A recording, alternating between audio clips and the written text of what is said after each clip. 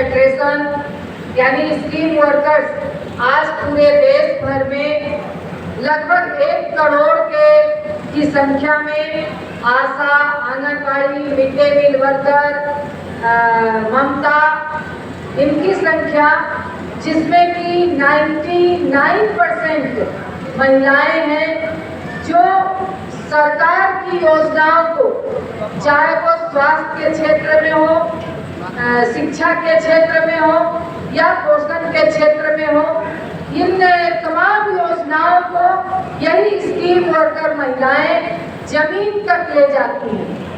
मगर इन scheme worker महिलाओं को जीवन जीने लायक मजदूरी तक ये सरकारें नहीं लेती हैं, चाहे वो केंद्र सरकार हो चाहे राज्य सरकार हो।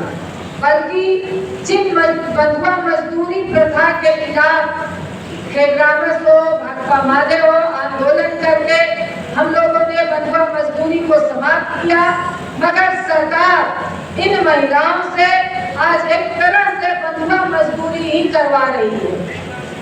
वो कह लीजिए कि बहुत ही वो न्यूनतम मजदूरी भी जो सरकार ने तय किया है, न्यूनतम मजदूरी, वह भी स्कीम वर्कर महिलाओं को नहीं मिलता, बल्कि एक तरह से सरकार हाथ उठा करके आप उसको जो मजदूरी देगी उसको ही लेकर के उन महिलाओं को संतोष करना पड़ता है। और काम के घंटे फिर चक्र उसी तरह से घूम करके काम के कोई घंटा तय नहीं है, वो 12 घंटा, 24 घंटा, 16 घंटे इन महिलाओं को काम करना पड़ता है।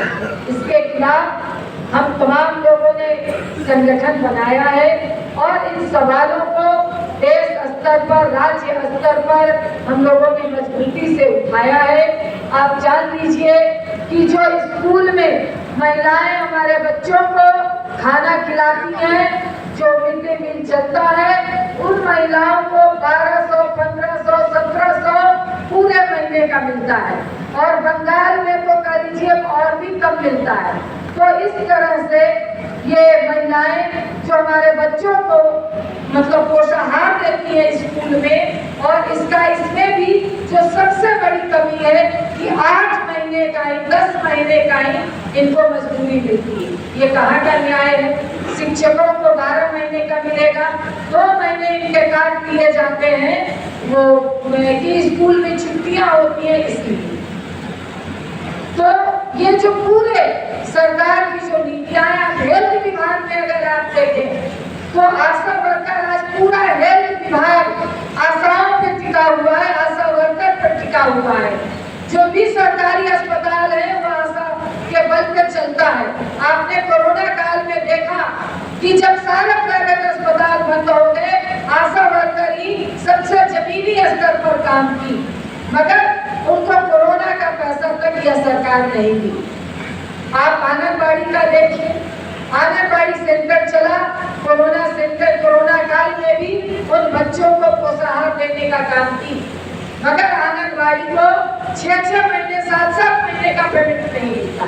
तो मगर एक तरह से कह लीजिए कि स्कीम वर्कर को सरकार न तो कर्मचारी मानती है न उसको श्रमिक मानती है, मगर जब चुनाव का समय रहेगा तो उस पर दबाव दे करके उनके जरिए काम लेने का काम करती है सरकार। तो इसके लिए हम लोगों ने जैसे महिला आंदोलन में भी एक नया आयाम हम लोगों ने जोड़ा है। इसके जरिए भी महिला आंदोलन में भी इन महिलाओं के सवालों को उठा करके महिला आंदोलन को हम लोगों ने समृद्ध किया है, आगे बढ़ाया है। इसी तरह से ग्रामीण, क्योंकि ये तमाम लोग ग्रामीण से जुड़ी हुई हैं, तो ग्रामीण आंदोलन में भी इनके सवाल उठाए जाएं, इनके सवाल उनको मतलब